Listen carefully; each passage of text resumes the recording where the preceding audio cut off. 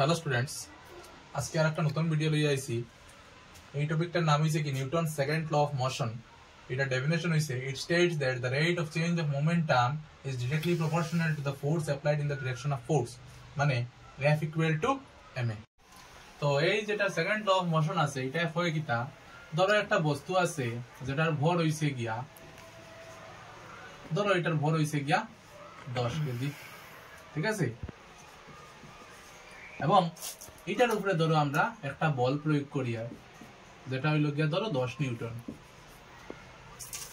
এটা নিশ্চয়ই এইদিকে আমরা মুভ করব, এই যেটা মুভমেন্ট হইব এটা কি হইব, মানে এটা তার অ্যাক্সেলারেশন হইব, ঠিক আছে। আচ্ছা, আর একটা বস্তু আছে ধরো একটু বড়, এটা দেখিয়া যেটার ওজন হইছে গিয়া ধরো 20 কেজি, ঠিক আছে। সেই মিটার উপরে আমরা 10 নিউটন ফোর্স প্রয়োগ করি, আর তখন কোসাইন কোনটার অ্যাক্সিলারেশন যেটা আছে এটা বেশি হইব। অবভিয়াসলি যেটা ভারী বস্তু আছে এটার অ্যাক্সিলারেশন কম হইব, এবং যেটা পাতলা বস্তু আছে এটার অ্যাক্সিলারেশন বেশি হইব, ঠিক আছে। আমরা সাধারণ একটা एग्जांपल লইয়া দেখি। ধরো একটা গাড়ির মধ্যে 10 কুইন্টাল মাল লইছে, সেম গাড়ির মধ্যে খালি গাড়ি, ঠিক আছে। তো কোনটার মধ্যে স্পিড বেশি মানে ইয়ে করতে পারবো, স্পিড বেশি ধরতে পারবো, কোনটার মধ্যে ধরতে পারবো, যেটা খালি গাড়ি থাকবো, কারণ তার ইঞ্জিনে পাওয়ার সেম ভাবে প্রয়োগ করে, বাট তার ওজন বেশি এবং একটার মধ্যে ওজন কম। খালি গাড়ির ওজন কম এবং বড় গাড়ির ওজন বেশি, ঠিক। তো এই সেম ভাবে নিউটন সেকেন্ড ল অফ মোশনে কয় কিটা, যে তার উপরে যেটা বল প্রয়োগ হইব, মানে তার যেটা অ্যাক্সিলারেশন উৎপন্ন হইব, এর ফলে এটা কার সমানুপাতিক হইব, এটা হইব গিয়া তার ফোর্সের সমানুপাতিক। মানে এটা কার সমানুপাতিক হইব, ফোর্সের সমানুপাতিক হইব, এবং যেটা মাস আছে এটার ব্যস্তানুপাতিক হইব। মানে একটা বস্তুয়ে তার অ্যাক্সিলারেশন কার উপরে ডিপেন্ড করব, যত বেশি ফোর্স হইব তত বেশি তার অ্যাক্সিলারেশন বেশি হইব, বাট যত বেশি মাস হইব, মানে যত বেশি ভর হইব, তার অ্যাক্সিলারেশন কমে যাইব। বুঝা গেছে? তো এটা যদি আমরা সলভ করি তাহলে আমরা পাইমু কিটা, F ইকুয়াল টু ma। ওটা হইল গিয়া আমরা নিউটনের দ্বিতীয় গতিসূত্র। এখন নিউটনের তৃতীয় গতিসূত্রর আরেকটা মানে ডিরাইভেশন রূপে আমরা পরীক্ষার মধ্যে বহুতবার আয়, এটা আমরা এখন দেখো, ঠিক আছে।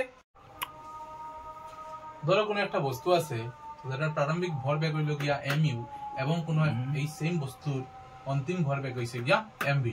তখন নিউটনের গতিসূত্র হয় কিটা, rate of change of momentum is directly proportional to the applied force, মানে F is proportional to P2 minus P1 divided by T, or F is proportional to P2 এর জায়গাতে আমরা লিখতে পারমু mv minus P1 এর জায়গাত mu divided by T, or এটা আমরা কিটা লিখতে পারমু, দুইটার কাছ থেকে আমরা কিটা কমন লইতে পারমু, m কমন লইতে পারমু। এখন এটা আমরা m কমন লইলে থাকবো কিটা, v minus u divided by T, or F is proportional to কিটা লিখতে পারমু, m রে যদি আলাদা করি লাই এই সাইডে থাকবো কিটা, v minus u divided by T, or F is proportional to ma। এখানে ma লিখলাম কারণ v minus u রে আমরা কিটা লিখতে পারি, v minus u divided by T রে আমরা লিখতে পারি a, ঠিক আছে। Since v minus u divided by T is equal to a, ঠিক আছে।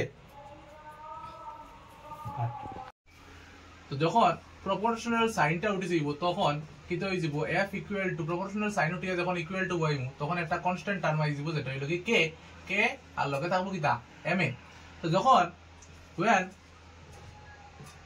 k is equal to 1, যখন k এর মানটা 1 হই যাব তখন আমরা কিটা লিখমু, F equal to 1 into ma, মানে implies F equal to কত হই যাব, m এর লগে যখন m 1 পূরণ করব তখন কি হই যাব, খালি ma থাকবো। তো ওটাই হইল কি আমরা নিউটনের দ্বিতীয় গতিসূত্র, ঠিক আছে।